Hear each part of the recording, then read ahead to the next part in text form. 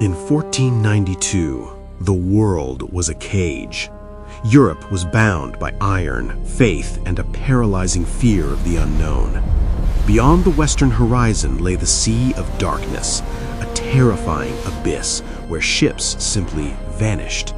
To sail west was considered suicide, a defiance of God.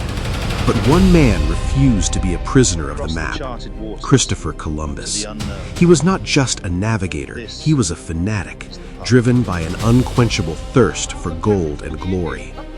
Dismissed as a madman by kings and scholars for years, he finally found his gamble funded by the Spanish crown.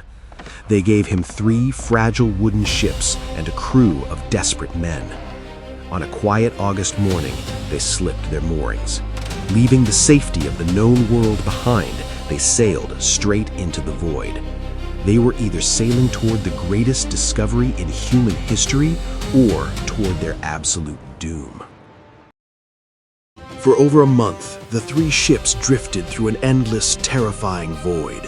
Fear turned into whispers, and whispers into mutiny. The crew demanded to turn back, believing they were sailing to their deaths. But Columbus refused. In the darkest hours of the voyage, he held a secret weapon in his cabin. To navigate the impossible, he didn't just rely on faith, he relied on ancient mathematics.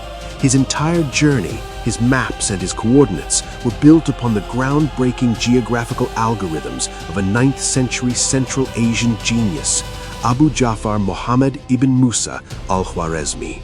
Born in the ancient city of Khiva in the Khwarezm region of modern-day Uzbekistan, it was Al-Khwarizmi's foundation in mathematics and earth measurements that gave Columbus the ultimate certainty. Without the mathematical legacy of this Eastern scholar, crossing the Atlantic would have been impossible. Armed with this knowledge, Columbus suppressed the mutiny and pushed forward. And then, on the morning of October 12th, 1492, a piercing cry broke the silence. Land!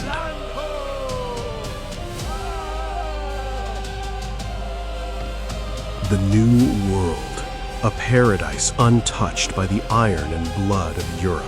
As Columbus stepped onto the pristine white sands of the Bahamas, he fell to his knees.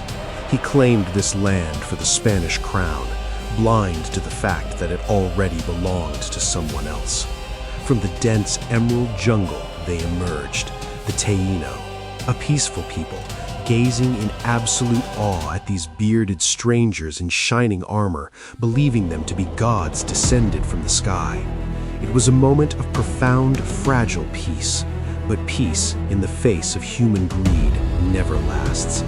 The exchange of gifts began, glass beads for parrots and cotton, and then Columbus saw it, a glint of yellow metal, gold. In that single fateful moment, the age of discovery turned into the age of conquest. The mathematical brilliance that guided them here was instantly overshadowed by a dark, insatiable hunger. The ships would eventually return to Europe, their holds carrying not just the promise of a new continent, but the death warrant of countless civilizations. 1492 didn't just connect 2 worlds, it consumed one to feed the other.